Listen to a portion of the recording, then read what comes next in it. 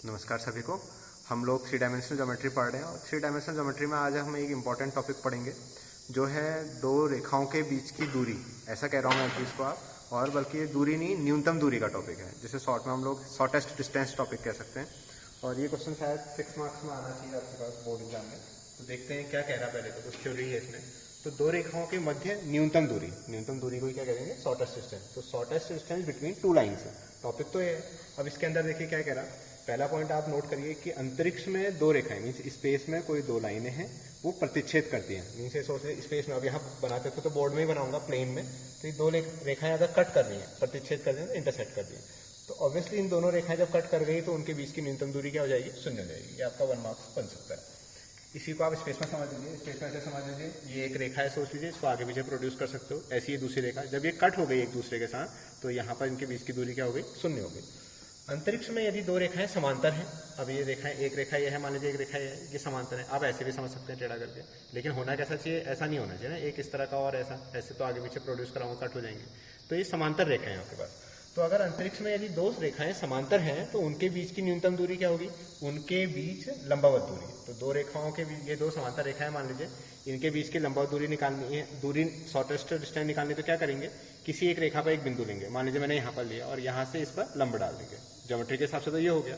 ठीक, क्या करना है? दो समांतर रेखाओं के बीच की शॉर्टेस्ट डिस्टेंस फाइंड आउट करनी है। तो वो कह रहा है एक रेखा पर कोई बिंदु लीजिए और उससे दूसरी रेखा पर क्या डाल लीजिए? लंब डाल दीजिए, कहीं पर भी ले सकते हैं। ठीक, ये ऐसा कह रहा है। तीसरा पॉइंट कह रहा है यदि ऐसी रेखाएं जो न तो प्रतिच्छेदी हो न ही समांतर हो। ये बहुत इंपॉर्टेंट पॉइंट है, काम आता है हमारे। तो रेखाएं न तो प्रतिच्छेदी हो न ही समांतर हो, मीन्स ऐसी कंडीशन भी नहीं हो रही है और ऐसे कट भी नहीं कर रही है, ये दोनों नहीं हो रही है। तो अब क्या होगा फिर? अगर ये दोनों ही कंडीशनें नहीं हो रही है, समांतर भी नहीं हो रही है, प्रतिच्छेद भी नहीं कर रही है, तो वो रेखाएं क्या कैसी होंगी? विषमतली रेखाएं होंगी, जिसे हम क्या कहते हैं इंग्लिश में? Skew line. तो आप इसको याद रखिए, स्क्यू लाइन्स होती है। और हमारे पास जो क्वेश्चन पूछता है वो ज़्यादातर स्क्यू लाइन्स का ही पूछता है शॉर्टेस्ट डिस्टेंस फाइंड आउट करने का। तो हमने दो अलग अलग तल में लेनी है। ऐसे समझ लीजिए एक ये बोर्ड में कोई रेखा है और एक ही जमीन में जहाँ खड़े हैं हम लोग। तो अगर मैं एक रेखा इस तल में ड्रॉ करता हूँ और एक रेखा जमीन में ड्रॉ करता हूँ, तो क्या वो कभी आपस में कट कर पाएंगी? नहीं कट कर पाएंगी। जब दो रेखाएं अलग अलग तल में हैं तो वो रेखाएं आपस में एक दूसरे के साथ न तो कट करेंगी न वो समांतर होंगी। ऐसे वाले केस में क्या होगा? आपके पास वो लाइनें क्या कहलाएंगी? Skew lines कहलाएंगी। ये इंपॉर्टेंट पॉइंट है। फिर हमारे पास जो न्यूनतम दूरी पढ़ना है, तो न्यूनतम दूरी क्या चीज़ होती है? वो कह रहा है न्यूनतम दूरी क्या है? एक रेखाखंड है, दोनों विषमतली रेखाओं पर लंब होगा। तो जो भी शॉर्टेस्ट डिस्टेंस होगी, जो हमारे पास स्क्यू लाइन्स होंगी, हम उनके बीच में एक रेखाखंड ढूंढेंगे। वो रेखाखंड क्या होगा? दी हुई रेखाओं के साथ लंब होगा। तो ये एक इंपॉर्टेंट पॉइंट बनता है यहाँ पर।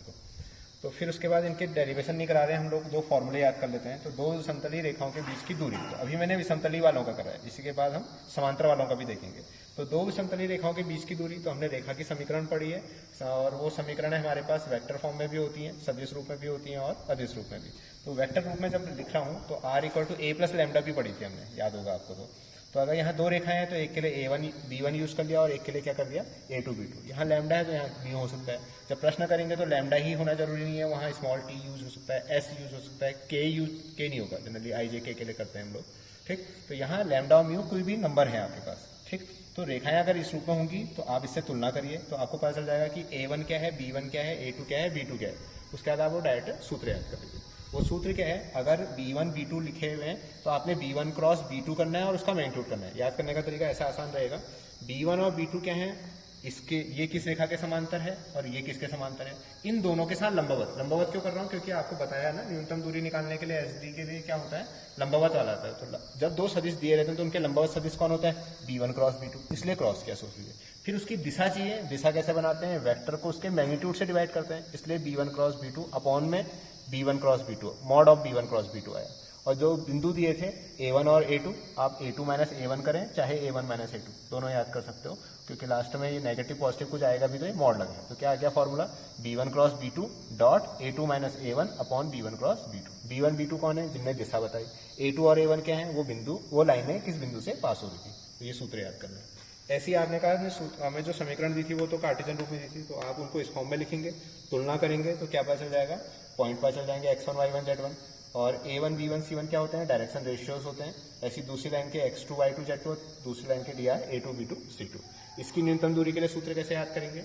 एक सारणिक बनाएंगे, पहली लाइन में दोनों बिंदु, पहली लाइन किससे पास हुई थी, x1 y1 z1 से, दूसरी लाइन किससे पास हुई थी, x2 y2 z2 से, उनका डिफरेंस लिखेंगे। x2 माइनस x1 अगर यहाँ लिखा तो यहाँ y2 minus y1 z2 minus z1। आप चाहो तो क्या लिख सकते हो, x1 माइनस x2, यहाँ x1 माइनस x2 लिखोगे तो यहाँ y1 माइनस y2, यहाँ z1 माइनस z2 लिखना पड़ेगा।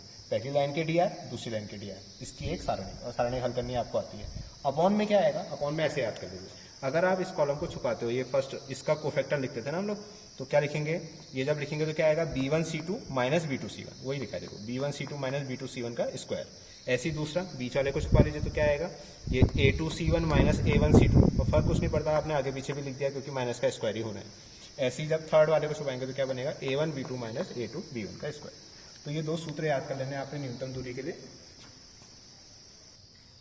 चलिए क्वेश्चन देखते हैं हम लोग, फॉर्मूला याद कराया था आपको, ये प्रश्न दिया है, पूरा प्रश्न नहीं लिखा मैंने, खाली दो रेखाओं की समीकरण लिख दी। तो आर वेक्टर इक्वल टू इस फॉर्म में लिखा है वहाँ, दिस इज इट। तो हमने क्या कहा था, पहले दो समीकरण जो सूत्र में लिखी थी वो लिखी थी r vector equal to a1 plus lambda b1, और दूसरे वाले में r vector equal to a2 plus mu b2 से तुलना करवा दी। यही नोटेशन यहाँ भी है, बढ़िया हो गया।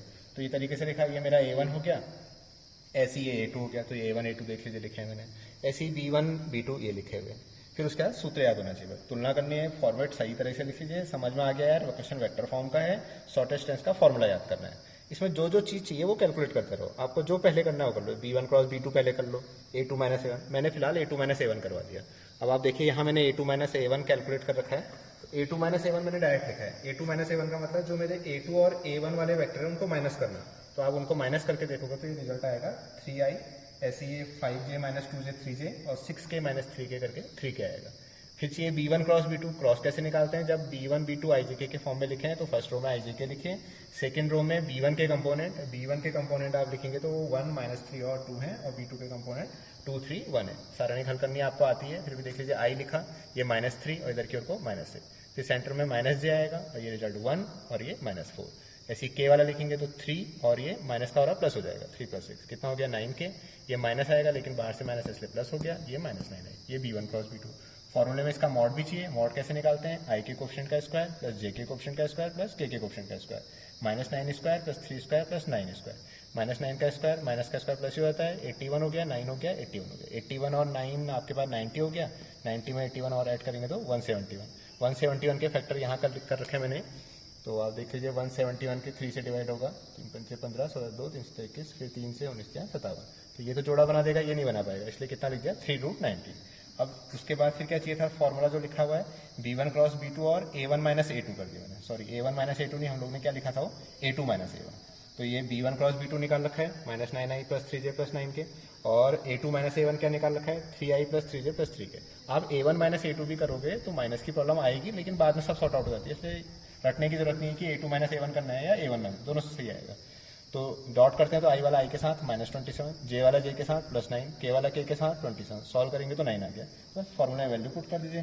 तो आपका b1 cross b2 dot a2 minus a1 numerator में था 9, और डिनोमिनेटर में mod of b1 cross b2 था, दैट इज 3√19, ये 3 से कट हो गया 3/√19। अगर ये कैलकुलेशन करके नेगेटिव आ भी रहा होता तो मॉड्यूलर साइन उसको पॉजिटिव बनाया था, इसलिए कह रहा हूँ कि ऐसा कोई फर्क नहीं पड़ता कि आप a2 माइनस a1 करवाओ या a1 माइनस a2, तो आपको बस सूत्र याद होना है, सूत्र याद होगा तो आप इस तरह के प्रश्न हल कर लोगे। तो आप इस तरह के और भी प्रश्न हैं उनकी प्रैक्टिस कीजिएगा, ठीक।